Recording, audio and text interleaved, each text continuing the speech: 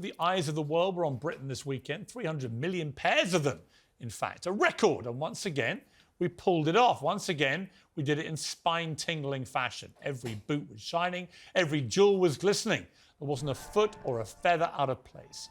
The monarchy is the face that Britain shows to the world and to the thousands of servicemen and women, the countless volunteers and the legions of police who made it safe. We salute you for making us proud. The doommongers told us nobody really cares about the monarchy anymore. They might want to look away.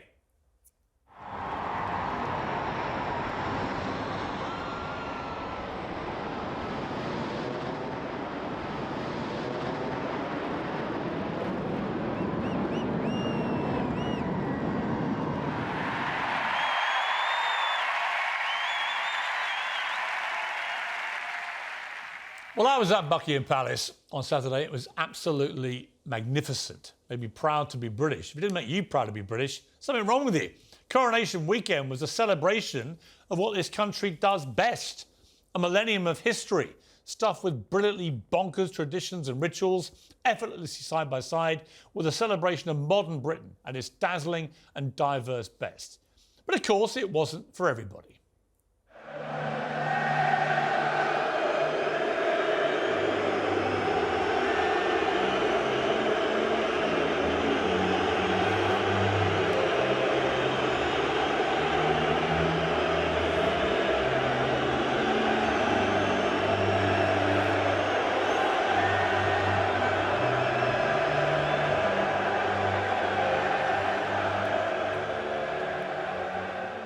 Yeah, Liverpool fans chose to boo and heckle the national anthem and have a load of offensive banners on a day when most of the country was celebrating it. We live in a free democracy. Ironically, that's part of what we were celebrating. They have the right to sour those celebrations in that manner, and I have the right to say I think they're pathetic. And I feel exactly the same way about the anti-monarchy protesters, 64 of whom were arrested, many of them preemptively. They have a right to demonstrate against the royal family, even if theirs is a minority view that I don't agree with. And there should be, in my view, an investigation into whether police overstepped the mark by arresting them. But at the same time, let's give the police credit for this.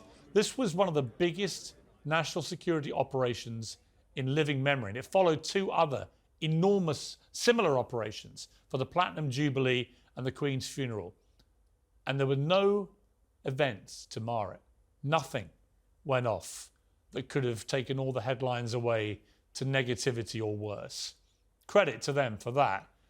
But have we really got to a place where people can't protest in that way? I'm not so sure I feel good about that.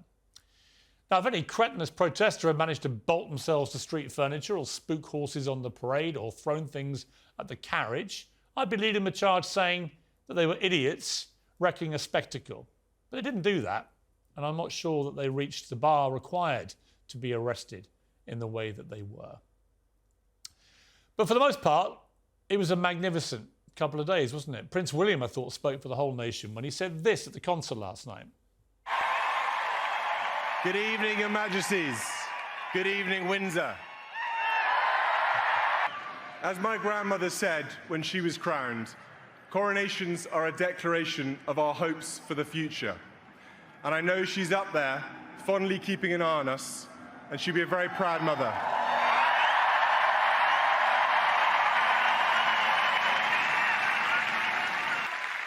Pa, we are all so proud of you. I think we all felt the same pride in our king and in his heir and in all the other royals who turned up and did their duty.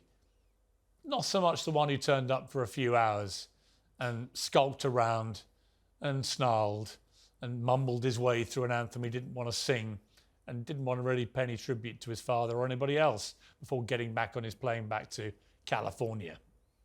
I'm not going to mention his name. I don't like to intrude in the private grief of somebody who just realised he's turned into Roger Irrelevant. At a time when so much about this country feels like it's not working, when we've had to endure so much through a cost of living crisis, a pandemic, a war raging in Europe, we managed to pull off another spectacular state event, the third in the space of a year, and they're all flawless. We've got plenty to be hopping mad about, but this weekend shows the monarchy is not one of them.